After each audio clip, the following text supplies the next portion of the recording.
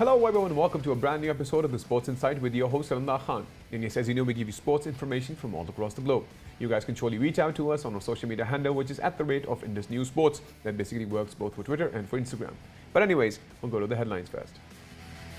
And yes, from the world of PSL, Lahore Qalandars versus Quetta Gladiators being played. And yes, Karachi Kings will face Peshawar Zalmi tonight, while the United beat King by 8 wickets on Monday.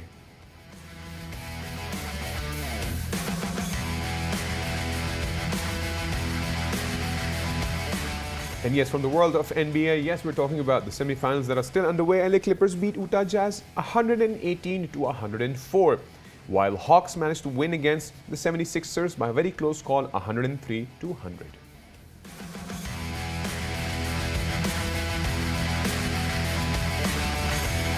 And yes, from the world of Euro Cup, Czech Republic defeated Scotland 2-0, while Slovakia managed to win against Poland 2-1. And while Spain drew the match against Sweden 0-0.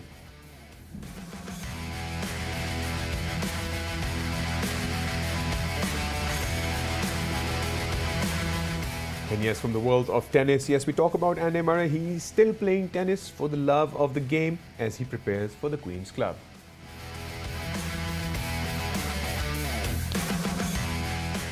And yes, those were the headlines, and what interesting matches that have actually taken place. And obviously, Lahore Qalandars versus Quetta Gladiators is the current match that's underway, and Karachi Kings will be facing Peshawar Zalmi tonight. But to discuss the in-depth analysis, we have Mr. Tanzeel all the way from the UK. Mr. Tanzeel, welcome to the show. Hello, thank you very much for having me on. Great. So Tanzeel, I would start off, obviously, we're also glad that PSL has finally started. I'll start off with yesterday's electrifying match. Yes, I'm talking about Islamabad United's victory over Karachi Kings.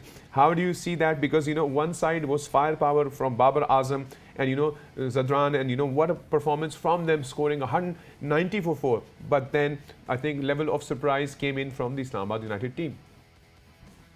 Yes, so like you say, I think Karachi were off to an absolute brilliant start. Babar and Mujibullah Zadran's partnership was incredible and some amazing hitting. Unfortunately for them, the score that they posted wasn't enough because what Islamabad United have shown so far is that their batting can win them the games.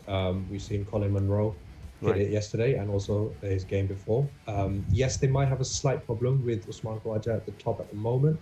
It's his first time playing T20s in the UAE, so he may still be getting used to it. But I mean, what United have shown so far is they have the firepower and they have the depth for it as well.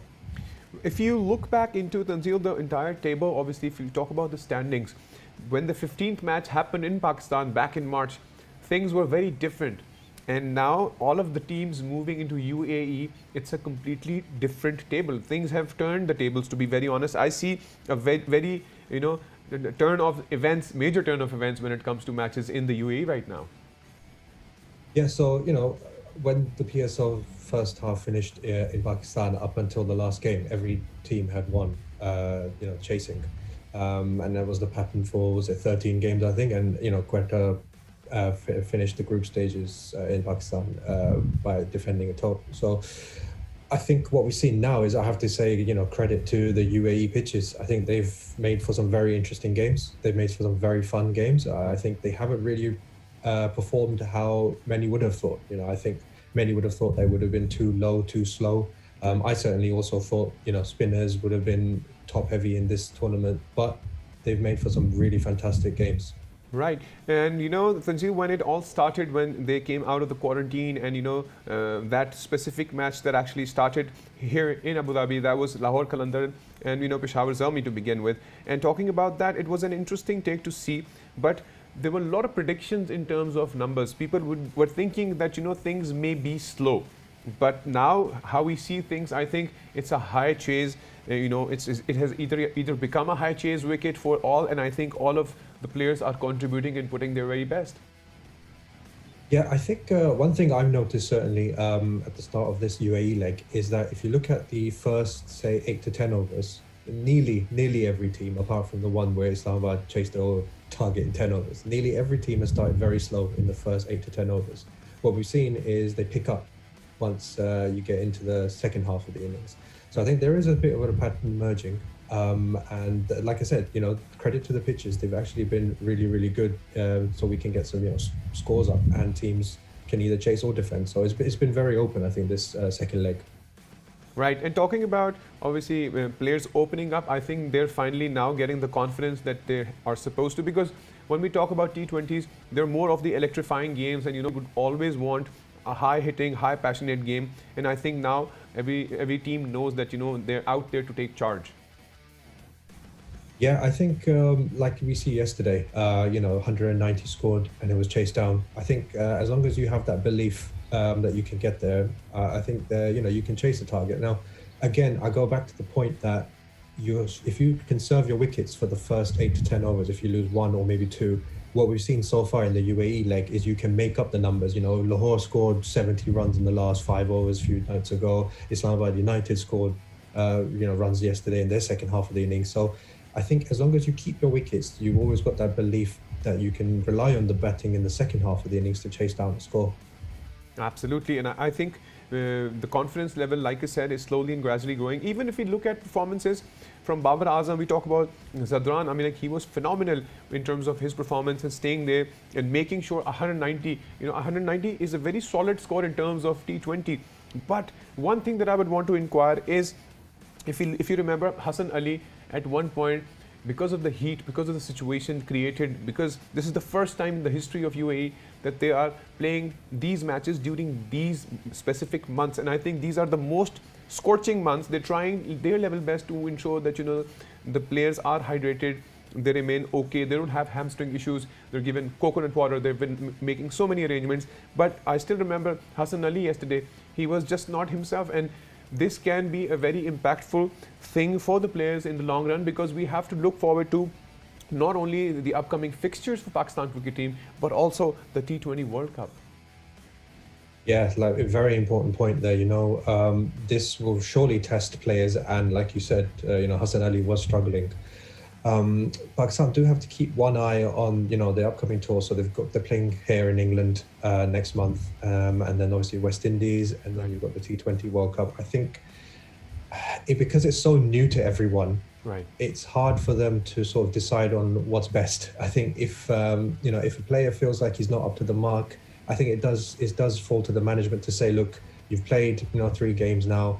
You've been under the pressure, especially when you're playing double headers and you're also playing 2 days in a row. Right. It can take a toll on the body. So I think there has to be some sort of player management, but also the management need to look at their players and say, right, let's look at our combination today. We've had you play for this many games. I think you need a rest. So it is a very interesting, I think, time. Right.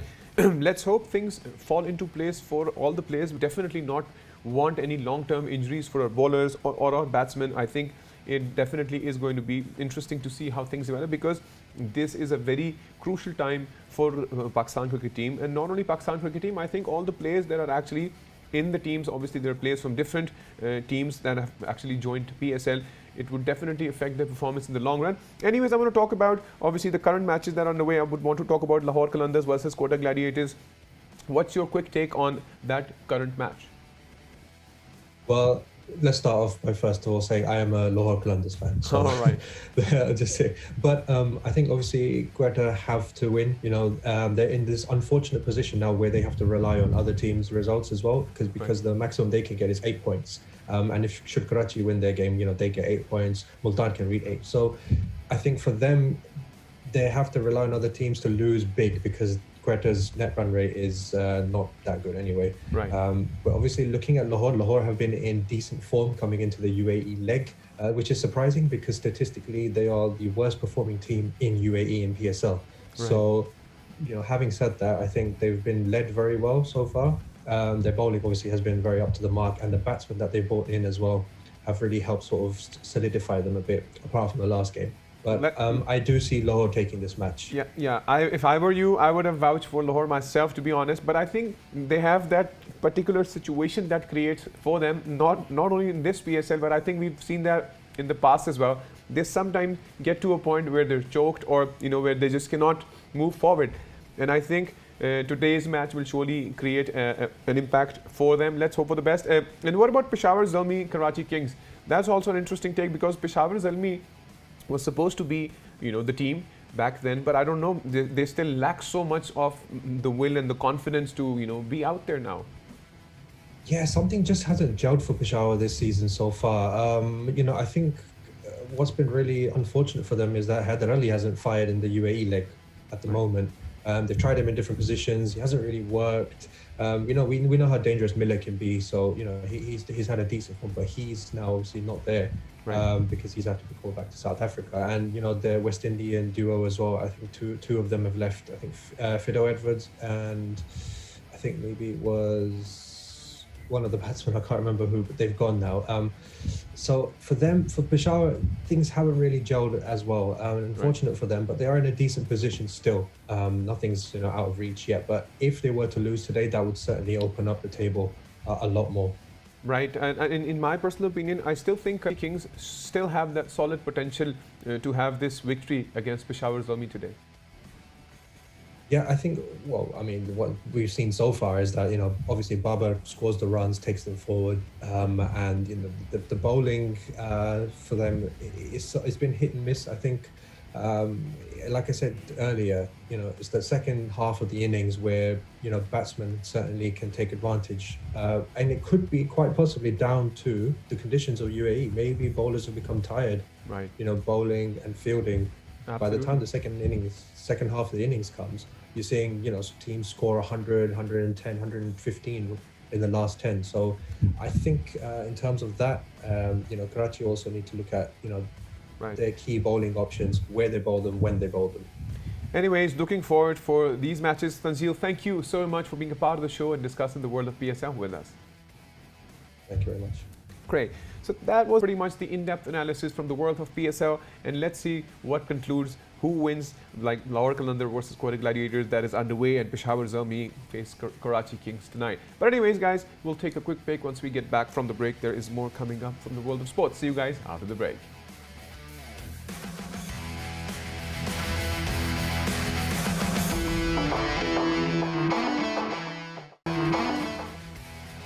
And yes, welcome back from the break. And yes, before the break, we were discussing the world of PSL, and obviously it has been a crazy, electrifying journey with regards to the matches. But anyways, as we discuss more sports as well, we're going to talk more intense matches that are from the world of NBA. Yes, I'm talking about the semi-finals of the playoffs. It has been an interesting journey, and to discuss the in-depth analysis from the world of NBA, and specifically those semi-finals that are underway, we have with us Isabel Gonzalez, all the way from US. Isabel, welcome to the show. Hi, thank you so much for having me. Great. So Isabel, I'm going to talk about the game 4 to begin with. Obviously, we're talking about LA Clippers. They won against Jazz 108 to 104. So to begin with this match, what is your current take on the situation that is being created? Well, I think it's obvious, like everyone expected Kawhi Leonard and Paul George to really perform. They're the two superstars there, and they did. This was probably one of their best games, if not their best game in the playoffs, both the offensive side and the defensive side. They just really kind of met the expectations. And to be honest, a lot of this kind of falls on Paul George because he's known for perhaps not always being super consistent. Right. So he delivered for this one. Right. If we look at now, they've actually tied both of them actually won 2 games each. And if you look at how the Clippers began their journey in this match, obviously in the first quarter they scored 30 points, where Utah Jazz only managed to score 13 points. And after that, the journey was as follows because of the fact that, Utah Jazz ended up losing. And it's going to be tricky to see because in the future, when a few more games happen, it would be a very interesting journey to see which team actually develops to come on the victorious side. Yeah, absolutely. I think that first quarter was incredibly important for the Clippers. They pretty much won it there. You can't really win in the first quarter, but they pretty much did. And I think that would be kind of key for the Jazz. If they want to, have a chance to keep winning, they have to not fall behind by that much because you end up building momentum, And if you fall too far behind, it's a lot harder to catch up later on, especially against, two superstars who are currently performing really well. Right. And talking about Kawhi Leonard, of course, he walked off the court and clutched his right knee. I think there are a lot of injury situations that are being created, specifically in these playoff matches, which is surely affecting a lot of teams and their performances. Yes, after the game, he was asked about it, and he said it was not a big deal. So I guess we'll have to wait and see. But injuries have been huge, and to be honest, they've kind of been part of the Jazz as well Right. because right now they are missing Mike Conley, and he was a very productive member of the team. So I think that's been a little bit of a bummer for them throughout this season, this series. And then Donovan Mitchell, if you remember correctly, during Game 3, he wasn't completely, 100%. Right. So for them to be able to win more games, they're going to have to make sure he's healthy. So an injury for the next game would be devastating for them. It's throughout the whole NBA, of course, injuries have been huge, but you don't want Kawhi Leonard to come down. You also don't want Donovan Mitchell to be injured as well. Right, and talking about injury, we'll surely go on to a match that I would want to discuss after a bit because I want to first talk about the game four. Most of the game fours that have actually happened. I would want to talk about a major upset that's happening underway in terms of the Nets with the Bucks. But right now, I would want to talk about the Hawks managing to win against the 76ers, 103-100, and I think a very, very close call game indeed. Oh, yes, for sure. And I think that game was all about a young Hawks team really responding well because they were falling behind during that game, but they just fought back. And that's a team that maybe not a lot of people expected to make it this far. Right. So they've shown that they can just hang in there. And even if they're young, they do have talent. Right, but if we look at, to be very honest, in terms of right now, the series is also tied with both of them. It's obviously the Game 4 conference semifinal. Atlanta Hawks started off with 20 points in the first quarter, whereas the 76ers had 28 points. But slowly and gradually, and even in this till the end of the first half, Atlanta Hawks was not at the lead. The lead eventually started coming after the third quarter and the fourth quarter. Yes, that second half was a big difference. During the first half, they were maybe not defending as well as they should have. They were missing a lot of easy shots. But the second half, that kind of just turned around. And to be honest, a lot of it was also the Sixers. Joel Embiid was not very good. He was 0-12 during that second half. And part of it, of course, was the Hawks defense. But also, he was just missing some of the shots. And we talked about injuries. Unfortunately, he is also dealing with his own. Right. So that was pretty huge. I think that was very impactful for it.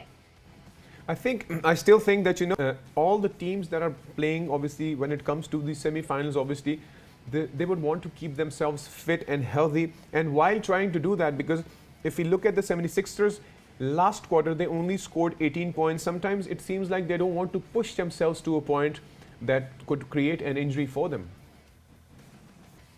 Yes, Embiid being healthy and not getting to the point where that injury ends up taking him out is really important. But at the same time, you have to have guys like Tobias Harris and Ben Simmons stepping up a little bit more because you got to help out Embiid. He's not 100%, so you got to show up a little bit more during that fourth quarter when he wasn't doing very well. So that's when your supporting cast should be there for you. And then, if everyone contributes, then it's not just falling on one guy and, more risk for injury or further injury, I would say. Right. Talking about injury, now I would definitely want to talk about one of the most interesting matches that I've been following up. I'm talking about, obviously, the Brooklyn Nets and the Milwaukee Bucks. That is something that I want to discuss with you as well because right now, initially, Brooklyn Nets at the end of game 2 had a huge lead in terms of winning from them. I remember their score was in the hundreds, while Milwaukee Bucks only managed to score 85 points. But there's a major comeback in terms of Bucks performances, and the last 2 games have been 2 successful successes for them. But the point is right now, if we look back into the situation, James Harden injured, if we talk about Kyrie Irving injured, how do you see these injuries affecting them in the long run? Oh, it's huge. As you know, they were known as the Big Three. And if they were all healthy, the Big Three would be, this series would be pretty much over. But James Harden being injured right away, less than a minute into game 1, that was, it's difficult because that's one of your leaders. So that kind of stops your momentum a little bit. That doesn't get you off to the best start. They still were able to perform, but now losing another one of your Big Three, that's huge. And unfortunately for Kevin Durant, everything's going to fall on him for the next game. Right. He is going to have to just step it up. He's going to have an amazing game. And we'll see how that goes because although he will need his supporting cast, a lot of it's just going to come down to him. To be very honest, if we talk about the trio that's out there, we're talking about Kevin Durant, we're talking about Kyrie Irving, obviously James Harden. James Harden still is undergoing, his hamstring injury. He did try to make an effort to come into the game, but he just cannot do it. Sometimes you just need one person who could actually assist or be the backbone of the team. I think we have not seen the trio perform, which is a strange question mark for the Nets right now, because everybody wants to see that trio that they always talk about performing, and I think conference semi-final is the right time and the right game to perform in.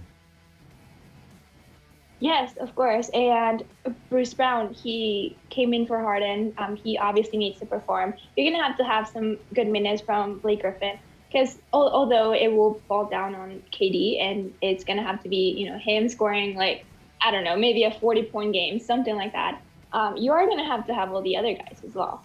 Right. And the Bucks are not going to just come down easy. They showed that they can defend the Nets. And right now I feel like the Bucks also have that momentum going. Right. And for the Nets, it's kind of hard. You lose another star. That's just emotionally, that's very tough. And you lose this game, and you have to make those tough decisions. With injuries, you can't really rush it. But at the same time, how long can you wait before your season's over? So most likely right now, both of them are out officially. But Harden might be able to come back before Kyrie. It really depends on how they progress. Right. And if you look at the Bucks, obviously, they're more of the young lot of people, but they've gelled together so well. I remember they were play-in games, in 2 straight play-in games, and they managed to win against the Nets back then. And if you look at Giannis, the point is, this guy is phenomenal. When it comes to rebounds, 12 rebounds, 3 assists, 34 points. And I think their backbone is him. I think the journey in which the Bucks are right now, because I think they've gained that momentum. And if the Nets do not take care of this right now, I don't see them going ahead. Yeah, for sure. Like I said, the Nets are kind of in a difficult position right now. I would be scared if I were them, just because of that momentum that the Bucks do have right now. And yes, Giannis, it starts with him, obviously, in the offense, but he is going to need some help. I think PJ Tucker in the offense is going to be on the defense. He's going to be huge, as well as Drew Holiday. Right. You got to create those stops. You got to create that defense, and then you can have Giannis just take over the offense. And, of course, have some other guys help there. But as long as they all stay injury-free, I think they could pull it off, especially with the Nets suffering a little bit right now. Absolutely. Fingers crossed for them. Thank you so very much, Isabel, for being a part of the show and discussing the world of NBA with us. Thank you for having me. Great. So yes, that was Isabel. She gave us the in-depth analysis that, Bucks are still out there. They still have a lot of hopes now, because obviously winning 2 straight games surely has changed their perspective. Let's see what Brooklyn Nets have lined up for the next game, because if they don't do that, they'll surely have a big issue. Yes, the next 5th match is going to be tomorrow. So let's hope all goes well for them. Anyways, I'll jump over to the world of football. Yes, we're going to talk more about football. Yes, we're talking about football. It's interesting to see the Czech Republic clinched a victory 2-0 over Scotland in Euro 2020 Group D game. And not to forget that, there was a major story that was developed, and we talked about, obviously, one of the Danish player who had a cardiac heart arrest, but now he's also absolutely fine. So I just thought I'll give you guys information. There was his picture and his video that actually came out from the hospital while he was waving to people. But anyways, now Czech Republic's match against, obviously, Scotland, we're talking about that. The Czech sits at the top of the standing, while England are at number 2 in the Group D game. Anyways, we talk about Slovakia managing to beat Poland 2-1 on Monday in their opening game on Euro 2020. And that was an own goal from Poland goalkeeper, which actually had the Slovakian team for the lead. But anyways, now it's surely and gradually developing, and we'll keep you updated in terms of, how things are. So this was probably the Group E that we were talking about. A major upset in terms of Euro 2020 is, yes, Spain drew against Sweden 0-0.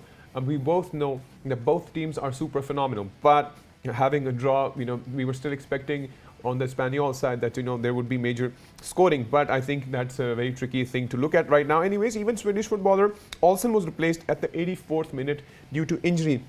And these are obviously just the pre-games. I hope these injuries do not stay long with them, because if they do, they can definitely create a long issue for them. But anyways, Spain is currently still ranking at number 2nd in Group E. Slovakia currently holds the first place in that group. Anyway, so we'll talk more about, let's talk about the world of tennis. That is going to be an interesting journey. Yes, I'm going to talk about, the French Open. But in fact, the French Open we definitely discussed yesterday. I'll talk about Andy Murray himself. Yes, Andy Murray himself is preparing himself for the first singles out on the grass since 3 years. And not to forget that he was going through this injury that had been, a setback for him for a while. So he's currently working on it, and he's still playing the tennis for the love of the game.